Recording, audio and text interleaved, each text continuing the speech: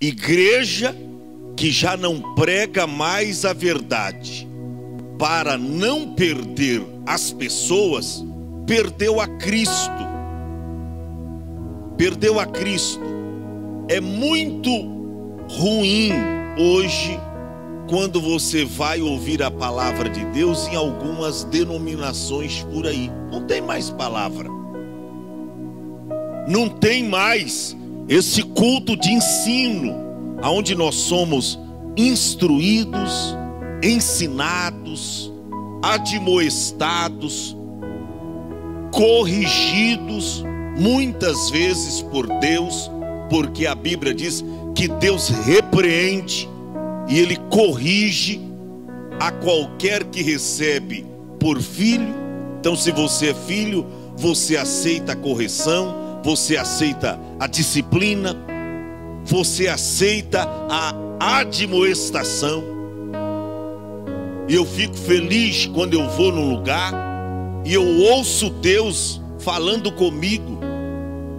Eu fico preocupado se ouvir tanta coisa e não ouvir a palavra, e não ouvir Deus falando comigo. Eu fico desconfiado. E eu sou mais levado a crer numa palavra que me confronta, numa palavra que me exorta, que me repreende, no que algumas profecias que alguém vem dirigir para mim. Deus vai te dar isso, Deus vai te levar para tal lugar. Eu sou mais levado a crer numa palavra que prega contra mim do que ao meu favor. Porque estão cheios de bajuladores por aí, pregando o que o povo quer ouvir. E tem até pastores ganhando salários da igreja para pregar o que o povo quer ouvir. Que Deus me livre disso. Eu nunca quero ganhar salário de igreja para pregar o que o povo gosta, o que o povo quer ouvir. Mas eu quero ser, pelo contrário, usado pelo Espírito Santo para pregar o que o povo precisa ouvir. É isto que nós temos que avaliar de alguns movimentos pentecostais que se levantaram no Brasil, e hoje tem pastores que alugam um salão, coloca lá um púlpito, umas cadeiras de plástico, só para recolher dízimos e ofertas do povo. Mas ele não está preocupado com a salvação de ninguém.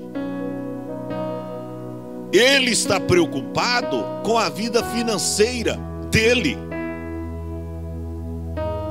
É apenas isso. Então, vamos saber discernir, porque nesses últimos dias, nesses últimos tempos, nós vamos ver muitas coisas. Mas se a gente tiver discernimento, porque se não tiver, você vai achar que é tudo a mesma coisa. Você vai achar que tudo é igreja, que em todos os lugares aonde tem Bíblia na mão de alguém, tem paletó, tem gravata, Jesus está ali presente. E muitas vezes Deus não está ali presente, porque não se faz a vontade dele, não obedece a palavra dele, não tem santidade, não tem verdade, não tem compromisso. E aí Deus não está presente. Abra sua Bíblia, vamos ver isso. Capítulo 8 de Mateus, a partir do versículo de número 18. São poucos os versículos, depois vamos ler outros. Mas o texto nos diz assim, Mateus capítulo 8, versículo 18 a seguir. E Jesus, vendo em torno dele uma grande multidão, ordenou que passassem para outra margem. E aproximando-se dele, um escriba disse: Mestre, aonde quer que fores, eu te seguirei. E disse-lhe Jesus: as raposas têm covis, e as aves do céu têm ninhos, mas o Filho do Homem não tem onde reclinar a sua cabeça. E outro de seus discípulos lhes disse: Senhor, permita-me primeiro que eu vá sepultar meu pai. Jesus, porém, disse-lhe: segue-me e deixa os mortos sepultar os seus mortos. Amém? Nós vamos falar sobre algumas razões pelas quais pessoas querem seguir a Cristo. Algumas razões pelas quais existem pessoas que querem seguir a Cristo. Na verdade, estas pessoas, ou muitas destas pessoas, não querem seguir a Cristo porque Ele é o Salvador. Porque tais pessoas conheceram a Deus e querem viver uma vida nova em Cristo, uma vida debaixo do senhorio dele, sendo servos de Cristo, porque não tem uma qualificação maior e melhor do que esta: servo de Cristo, ou servo do Deus Altíssimo. Eu sou servo do Deus Altíssimo. Não tem qualidades maiores do que esta, de ser servo. Mas hoje, permita a minha franqueza, nunca houve tantas igrejas, mas tão pouco cristãos. Tantos apóstolos, mas tão pouco servos. Tanta riqueza, mas tão pouca generosidade. Está acontecendo, irmão, em nosso meio. Tantos atos proféticos, mas pouco arrependimento. As pessoas não estão mais se arrependendo dos seus pecados. Tanta pregação, mas olha para cá, pouco evangelho. Tem gente que fala 1 hora, diz que está falando a palavra, mas ele está se vangloriando, contando seus próprios feitos, falando de si mesmo, ao invés de falar ao povo as palavras de Deus. Ele está falando dele mesmo. Isso não é evangelho. Isso não é evangelho. Paulo protestou quando chegou nas igrejas da Galácia. Ele diz: olha, maravilho-me que tão depressa vocês deixaram o evangelho verdadeiro para um outro evangelho. Eles haviam abrido mão do evangelho verdadeiro e aderiram a um evangelho falso. E Paulo protestou: maravilho-me que tão depressa deixaste o evangelho, abriu mão do evangelho verdadeiro e agora estão quedados em um outro evangelho, que na verdade, disse Paulo, não é outro evangelho, mas alguns transtornaram o evangelho de Cristo. Aí Paulo chega a dizer: ó, ainda que um anjo descer do céu e pregar um outro evangelho, além daquele que nós pregamos, seja anátema, maldito. Ou seja, não aceitais, porque este não é o evangelho de Cristo. Então hoje as pessoas estão assim, querem o cajado de Moisés, mas não querem enfrentar Faraó. Elas querem o cajado de Moisés, mas não querem enfrentar o Faraó. Querem a túnica de José, mas não querem ir para a prisão. Ou seja, não querem pagar o preço. A túnica é linda, maravilhosa, viçosa, bonita, transparente. Eles querem a túnica de José, mas eles não querem ir para a prisão. Eles não querem a prisão. Eles querem a coroa de Davi, mas eles não querem enfrentar o gigante Golias.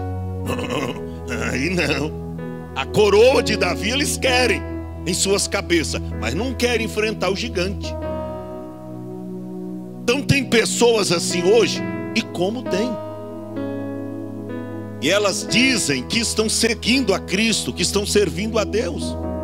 Olha para essa palavra que nós acabamos de ler. Quantas pessoas que durante o ministério do Senhor Jesus procurou Ele para segui-lo, mas do jeito de Cristo, não. Do jeito deles, Jesus disse não. Por exemplo, no versículo 18 que nós lemos, diz que Jesus estava em torno de uma grande multidão. Tinha ali uma multidão. A pessoa, uma multidão de discípulos, de pregadores, de cantores, não de famosos, que estão procurando status, mas de pessoas verdadeiramente, guerreiro Luiz, comprometido com Deus e com a sua palavra. A Bíblia diz que tinha lá uma grande multidão. Jesus olha para eles e diz: sei por que vocês estão aqui. Vou sair daqui agora, vamos passar para o outro lado, para outra banda do mar. Vocês estão aqui, eu já sei. E aí, antes dele sair, já chega um escriba. Quem? O escriba. Era muito bom ter entre os seus discípulos um escriba, porque nós vemos que na Bíblia que os escribas, eles eram os escriturários. Eles galgavam poder, tinha uma representação muito grande naquela época. Um escriba, escrivão lá do fariseu. E a Bíblia diz que de repente se aproxima dele, verso 19, esse escriba, e o chama de quê? De mestre. Para galgar o que ele está pretendendo, pretensioso, para chegar onde ele quer chegar, ele chama Jesus de mestre. Certamente ele já tinha ouvido alguns ensinamentos de Cristo, estava seguro de que verdadeiramente Jesus era mestre. E ele chega, até parece que numa forma de reverenciá-lo, e diz: mestre, seguir-te-ei. Eu te seguirei para onde queres que fores. Eu te seguirei. Você vê, não seria muito bom quando alguém chega para você: ó, pode contar comigo, estou contigo, aonde você for eu vou atrás, eu te seguirei para onde queres que fores. Foi só Jesus dar uma palavra que não se fala mais do homem. Ele já desistiu da chamada na hora. Porque tem gente que é assim, quer status, quer púlpito, quer pregar, mas quando se ouve uma verdade para ele praticar, ele já cai fora. Aí Jesus disse assim, vamos ver, Jesus testa o homem dizendo, verso de número 20, ele diz assim, e Jesus disse: as raposas têm covis, as aves do céu têm ninho, mas o filho do homem não tem onde reclinar a sua cabeça. Ou seja, eu não vou te dar salário, você não vai estar registrado, você não será recompensado. Só bastou o homem ouvir isso, divino, caiu fora. Não se fala mais dele. Por quê? Porque Jesus falou uma dura realidade. E a nossa geração hoje não pode ouvir a verdade, porque ouve a verdade, já está mudando de igreja. Ouve a verdade, já está mudando de ministério. Ouve a verdade, já diz: não, Deus já está me levando para um outro lugar. Às vezes Deus colocou ele no lugar certo, para ele ser admoestado, ensinado, para ele aprender mais de Cristo e da sua chamada. Ele já quer cair fora, porque não quer passar a bigorna. Eu disse isso aqui essa semana passada, que tem muitos que não sabem o que é bigorna. O serrote, a serra, que às vezes vai tirando algumas imperfeições da madeira e vai deixando a madeira perfeita. Mas as pessoas não querem serem aperfeiçoadas em Cristo. Tem gente aí, irmão, pregando a palavra de Deus, se intitularam pastor. Hoje tem uma tal de convenção virtual aí, que você paga lá uma pequena mensalidade, eles se dão uma credencial de pastor, integra essas pessoas em uma convenção lá, que também é chula, tem credibilidade, não tem valor algum, e dá um diploma lá, alguns meses lá, diz que é diploma de teologia, e as pessoas aderem isto. Aqui em Mongaguá tem muitos assim, se exibindo aí no Facebook: eu sou pastor. Tem um aí que tem umas 10 credenciais já, sabe, e diploma, não vale nada, nem chamada tem. Um aí que está até amaciado e é pastor. A coisa está assim hoje, irmão. Então a pessoa sem condição alguma estão no púlpito pregando o quê? A palavra de Deus. Eles tinham que pregar para eles mesmos, tinham que sentar para ouvir, para aprender. Que às vezes Deus nos coloca um tempo, um lugar para você aprender, para você crescer, para você ser responsável, para você saber o que Deus quer da sua vida, para você ser fixo, criar raiz, ser um baluarte na fé, um cristão exemplar, um homem de Deus exemplar, uma mulher de Deus exemplar. Não é aquela pessoa volúvel. Pastor, o que é um obreiro volúvel, um crente volúvel? É aquele que facilmente muda de opinião, de decisão. Uma hora é, outra hora não é. Uma hora está, outra hora não está. Uma hora Deus falou para ficar, outra hora Deus falou para sair. Oh, irmão, Deus não é Deus de confusão. Por isso que no ministério de Jesus, Ele não galgou tantos admiradores como os pregadores querem galgar hoje. Que eles pregam hoje para as multidões, mas para angariarem admiradores, pessoas que curtem os seus vídeos, as suas mensagens. Você vê que as mensagens é todas de autoajuda, e aí o povo gosta.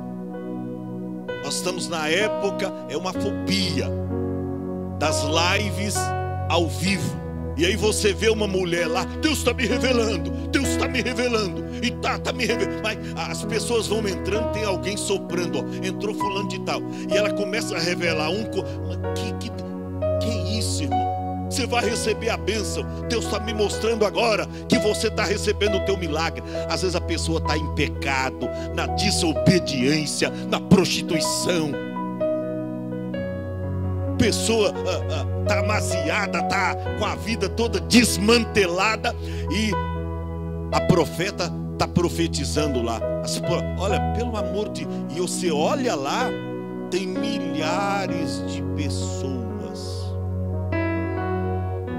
ouvindo aquela boboseira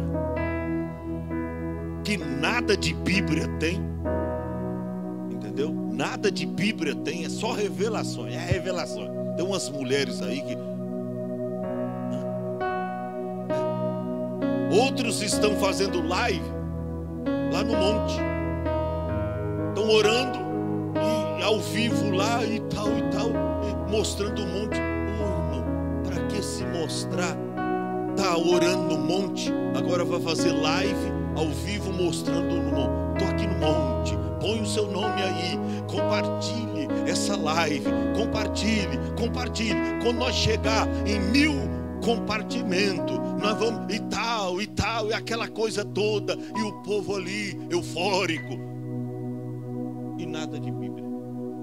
Aí, convoque esse povo por uma noite de Bíblia em suas igrejas. Coloque esse povo, convoque esse povo para uma noite de Bíblia na igreja, para ver se eles vão. Coisa nenhuma. Mas as lives aí, ao vivo, eles ficam 1, 2 horas, porque umas lives compridas, viu? 1, 2 horas. 2 horas da madrugada, 1 hora da madrugada. E o camarada lá profetizando. Mas profetiza o tempo todo, para um, para outro. Deus vai te dar isso, Deus está me dando, falando. Moça, irmão. E outra, aí a pessoa lá, mas Deus, mas como Deus é bonzinho assim, o camarada já nem sabe, Deus tá dando sim para todo mundo. É aquele filme lá, Ser Deus um certo tempo, aí foi tanto pedido que ele apertou lá sim para todo mundo, porque ele não aguentou ficar no lugar de Deus, né? Apertou sim para todo mundo. As pessoas estão assim. Agora, aparentemente, quem não gosta de culto de ensino, quem não se identifica com a palavra, acha isso lindo. Ah, que maravilha, está falando de Jesus. Está falando de Jesus. Porque para alguns, irmão, é melhor uma arapuca, eu chamo de arapuca, em cada esquina, o que eles dizem, igreja em cada esquina, do que a porta de um bar. Mas é assim que avalia? Não é melhor uma denominação na esquina, aonde está falsificando a palavra, aonde está torcendo a palavra de Deus, aonde não prega genuinamente a palavra, a Bíblia Sagrada. Então não é melhor mais uma igreja em cada esquina, é melhor uma igreja que se identifica com a palavra, uma igreja que tem um verdadeiro comprometimento com as palavras de Cristo, com os seus ensinamentos, como nós estamos vendo aí. O homem procurou Jesus, o escriba. Eu te seguirei. Jesus diz: peraí, deixa eu te dar as condições, porque é eu que dou as condições. Eu não tenho salário para você, porque nem para mim eu tenho. As raposas têm covis, as aves do céu têm ninho, mas eu não tenho onde nem reclinar a minha cabeça. O camarada, caiu fora.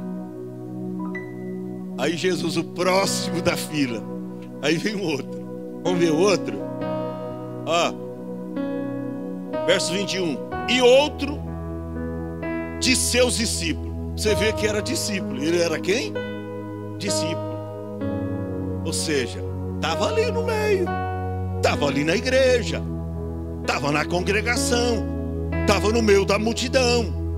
Até aquele exato momento, ele estava seguindo a Cristo. Aí ele disse: Senhor, eu te seguirei, mas olha, permita-me ir primeiro sepultar o meu pai, porque eu tive a trágica notícia que o velhinho morreu. Será que foi isso? Não. Pastor, mas essa não é a visão real do texto? Nananina, não. As condições dele, sabe qual era?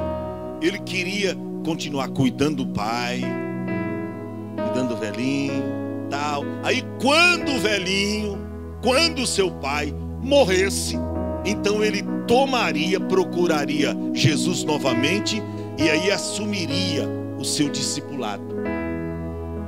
Não é que o pai, alguém diz: mas Jesus não foi cortês, Jesus era muito mal educado. Jesus poderia até ter permitido.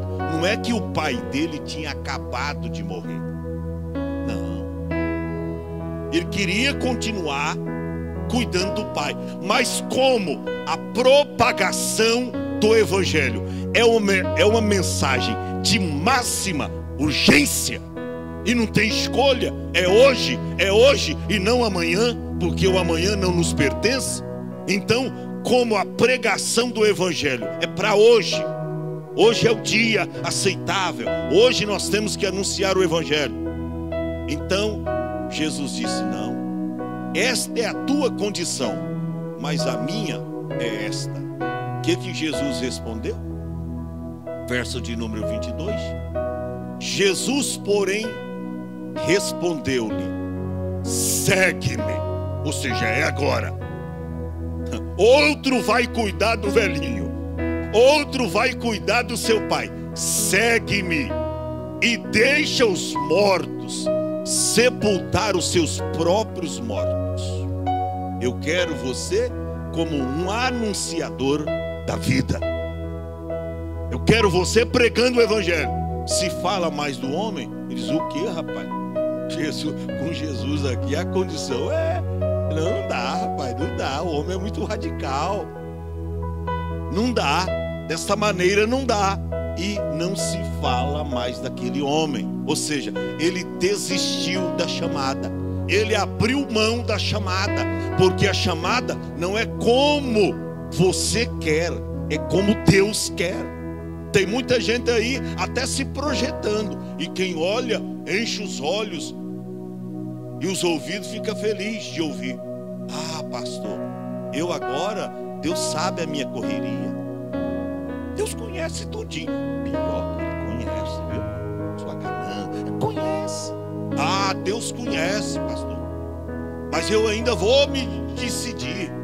Deus conhece, sabe a minha correria, mas quando eu me aposentar, pastor, aí eu vou me dar a obra, aí eu vou fazer a obra de Deus, aí eu vou trabalhar para Jesus. Está pensando que Deus quer o seu bagaço? Deus aceitará a sua velhice, o seu trabalho daqui a alguns anos, mas pela urgência do evangelho, você tem que fazer, o tempo é hoje. Paulo escreveu dizendo: e pregues a palavra, insta a tempo e fora de tempo, instrui, redargua, repreende com toda longanimidade de doutrina. O tempo é hoje, não dá para deixar para amanhã o que nós temos que fazer hoje. Os discípulos, em meio àquele deserto da Judéia, disseram para Jesus: despede a multidão, para que eles vão pelas cidades e aldeias e comprem comida para vós. Jesus disse: não, dai-lhes vós de comer. É para hoje e agora. Mas não, dai-lhes vós de comer. Eu chamei para vocês prover as necessidades. Abre a boca, profetiza. Mas infelizmente os discípulos não tinham nada. Encontraram um moço que tinha 5 pães e 2 peixinhos. Ele foi para aquele culto no deserto, procurando Jesus. Ele diz: o que, rapaz? Eu vou encher a barriga e eu vou levar um lanche. Era o lanche do moço: 5 pães e 2 peixinhos. Você vê, o moço estava mais preparado do que os discípulos. Jesus pegou aqueles 5 pães e 2 peixinhos. Nem peixes formado direito era, peixinhos, diminutivo de peixe, do moço. Aparentemente muito pouco, mas o pouco nas mãos de Jesus se torna grande. E foi o bastante para saciar mais de 5.000 homens, além de mulheres e criança. Acreditamos que, fazendo as contas dos que foram alimentados, mais de 12.000 pessoas. E quanto sobrou? 12 cestos. Pela metade? A Bíblia diz cheios. Sabe por quê? Porque quando você segue a Cristo, nas condições dele, ele provê também as tuas necessidades. Nada te faltará. O Senhor é o meu pastor, nada me faltará. Então tem que ser nas condições de Jesus. Você pensa que Jesus está se importando se você aceita as condições dele ou não? Ele não está se importando. Não. Abra sua Bíblia aí, capítulo 9 do Evangelho de Lucas. Vamos ver. A partir do versículo de número 23. Será que Jesus está muito preocupado se a gente vai se decidir a ele ou não? Se estamos dispostos a obedecê-lo ou não? Se ele nos aceitará nas nossas condições?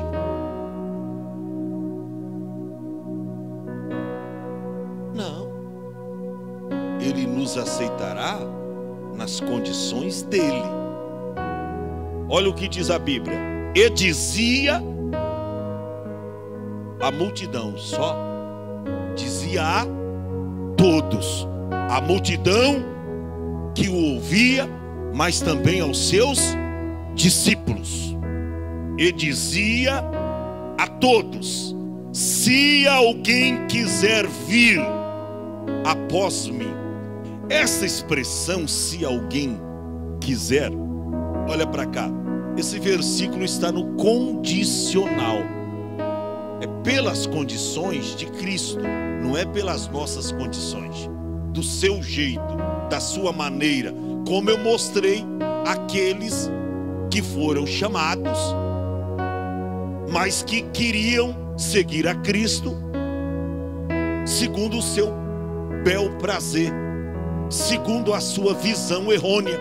Cristo reprovou-os. E aqui ele faz um convite, mas o convite está no condicional.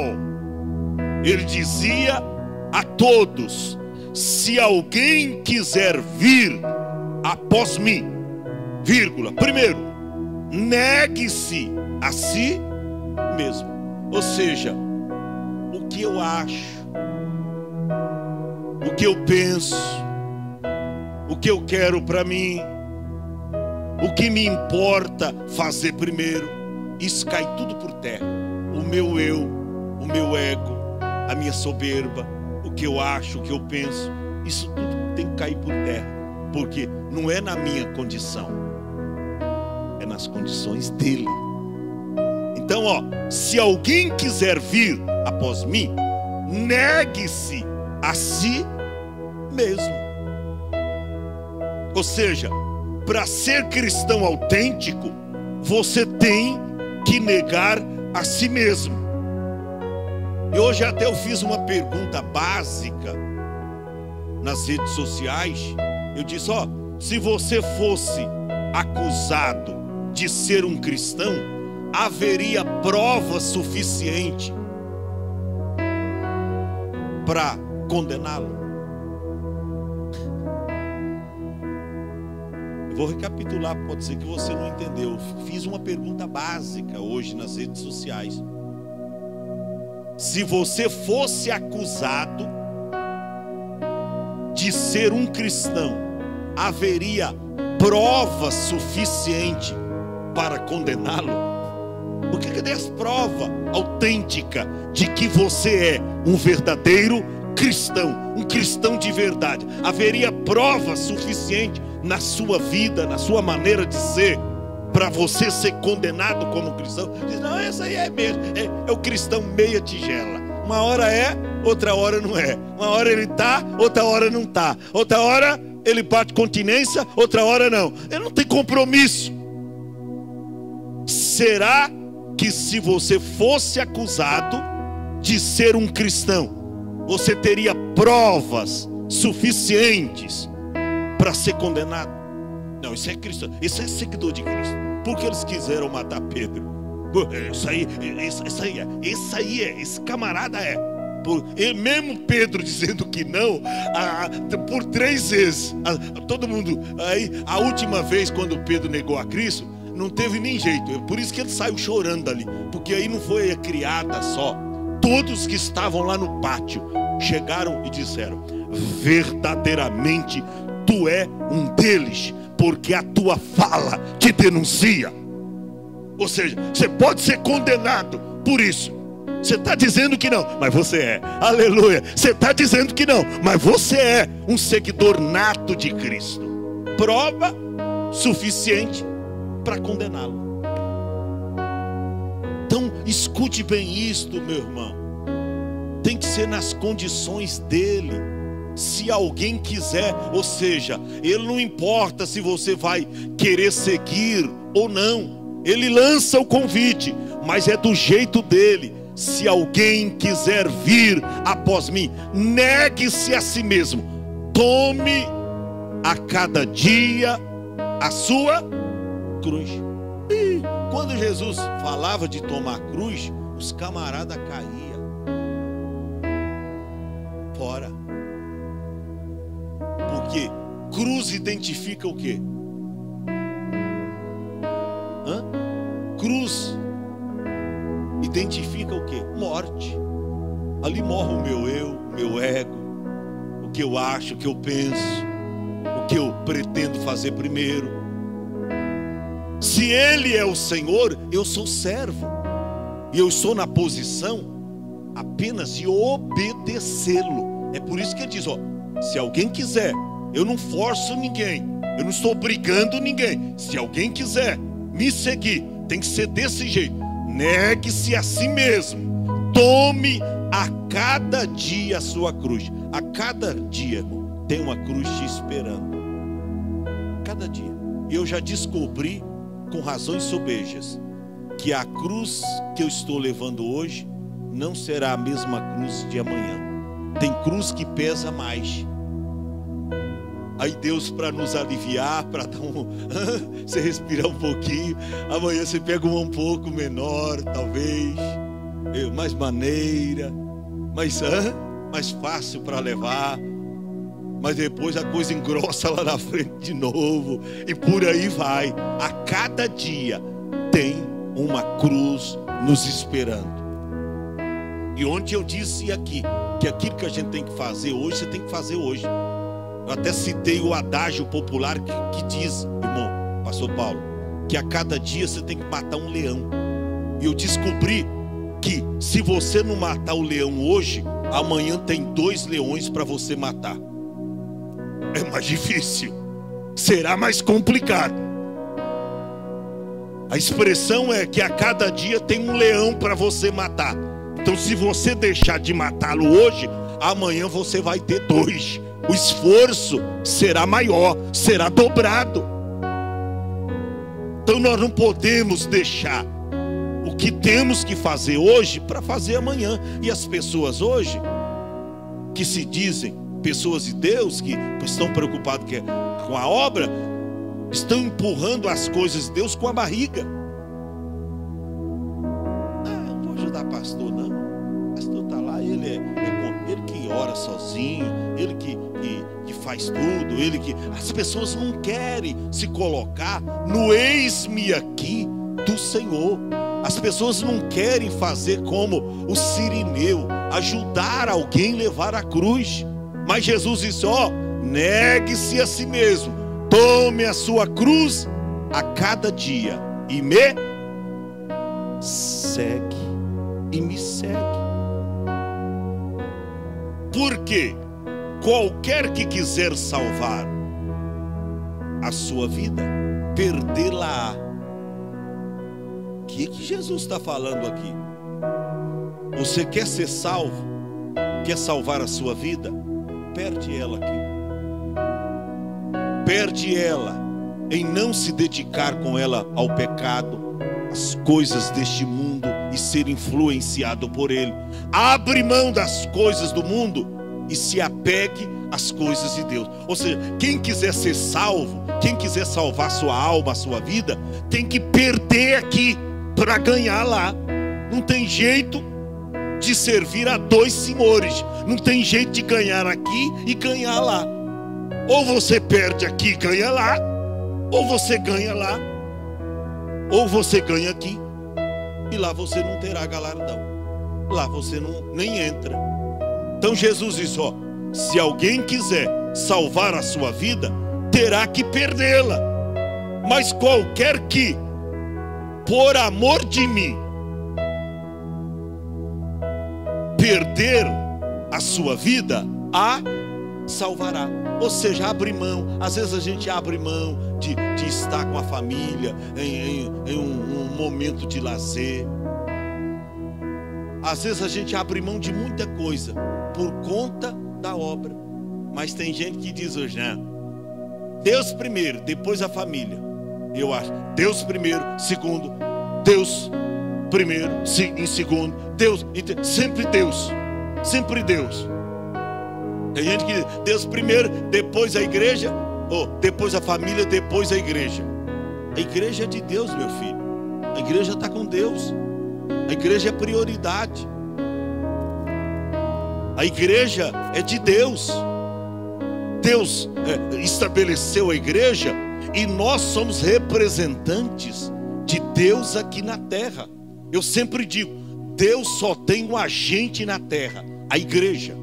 A igreja é a propriedade peculiar de Deus. Ou seja, a igreja representa Deus aqui na terra. Veja bem como você está sendo representante de Deus, porque foi para isso que Ele te chamou. Então, você é a igreja. Aonde você estiver, você é a igreja. Ou não?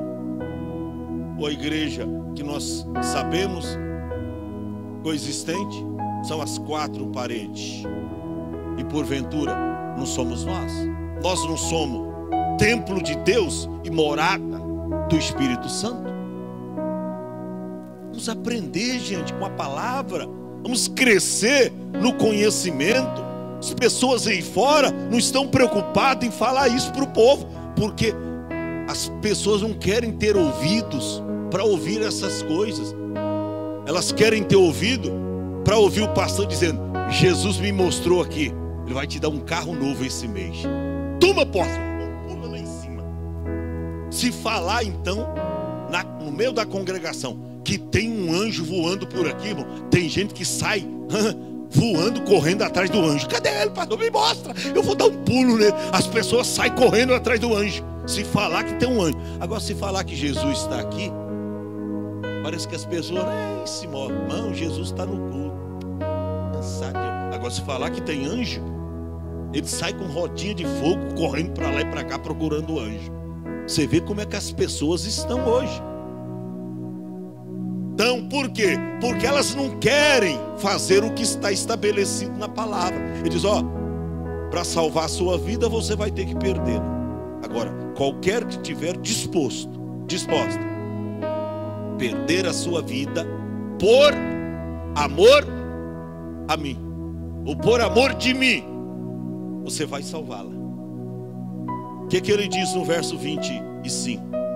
Pois que aproveitaria ao homem ganhar, em algumas traduções diz granjear, mesma coisa, granjear o mundo inteiro e perder a sua alma. Que aproveitaria? Que proveito terá a pessoa granjear, a pessoa conseguir o mundo inteiro, Porque tem gente assim, sabe aquela, eu fico pensando, a Bíblia diz, não ambicioneis as coisas altas, mas acomodai-vos às humildes. Paulo escreveu dizendo, olha gente, nada trouxemos para este mundo, e manifesto é que nada podemos levar dele, tendo porém o sustento, e com o que nos cobrirmos, estejamos com isso contentes. Aí ele diz, mas aqueles que querem serem ricos, caem em condenação e em laços do diabo. Aí escrevendo a Timóteo ele diz, mas tu, ó homem de Deus, foge dessas coisas, segue a justiça, segue a paz, cumpre a sua obra, faz o papel de um evangelista, põe a mão à obra, realiza aquilo que Deus te chamou para realizar. Então, o que adianta ganhar o mundo inteiro, mas o principal, prejudicar a si mesmo? Porque qualquer que de mim e das minhas palavras se envergonhar, dele se envergonhará o Filho do Homem, quando vier na sua glória e na glória do Pai e dos santos anjos. E em verdade vos digo que dos que estão aqui, alguns há que não provarão a morte até que venham o reino de Deus. Aí Jesus fecha as cortinas deste ensinamento, mas dando o quê? Dando ênfase que cada um deve levar a sua cruz, que não tem como eu fugir da minha responsabilidade, que eu tenho que exercer o meu ministério, porque para isso Deus me chamou. E ó, foi Ele que te chamou, não foi você que escolheu a Ele. Está no capítulo 15, abra lá, do Evangelho de João, e o versículo 16. Ele nos traz ali uma palavra contundente. Não escolhestes vós a mim, mas eu vos escolhi a vós. Ou seja, a escolha não foi sua. Você não está aqui por acaso. Você não está aqui porque escolheu a Deus, mas foi Ele que te escolheu. Não escolhestes vós a mim, mas eu vos escolhi a vós e vos designei. Olha para cá, você está designado por Deus. Se você não for, olha para cá, é problema teu, mas haverá um acerto de conta com o Senhor. Foi designado, teu nome foi ventilado, teu nome foi designado. Na minha tradução diz, ó, eu vos nomeei, ou seja, você está nomeado. É para ir, não é para ficar, não é para arredar os pés, é para orar, é para ajudar o pastor. Veio para cá para fazer a diferença? Faça a diferença. Veio para cá para ajudar o pastor? Ajude o pastor. Veio para cá para pôr a mão na cruz como um verdadeiro sirineu? Não, eu estou aqui, eu estou aqui. Mas mostrar para que veio no seu dia a dia. Então, eu vos designei para que vades, mas numa condição, e deixe fruto. Para que vades e deis frutos, e o vosso fruto pare de produzir depois de um ano de chamada, depois de 2 anos. Gente, vocês não têm ideia. Às vezes eu posto algumas coisas aí nas redes sociais, mas é tanta gente que eu já desci as águas. De vez em quando, essa semana eu coloquei um jovenzinho que eu batizei lá em Caraguatatuba. Hoje ele está com câncer, é um moço, mais de 20 anos atrás, é um moço, um discípulo, seguidor de Cristo, tá? Já venceu várias etapas. Cada vez que ele vence, o câncer vem mais forte e não derruba, e ele está naquela fé. Olha nas minhas postagens para você ver.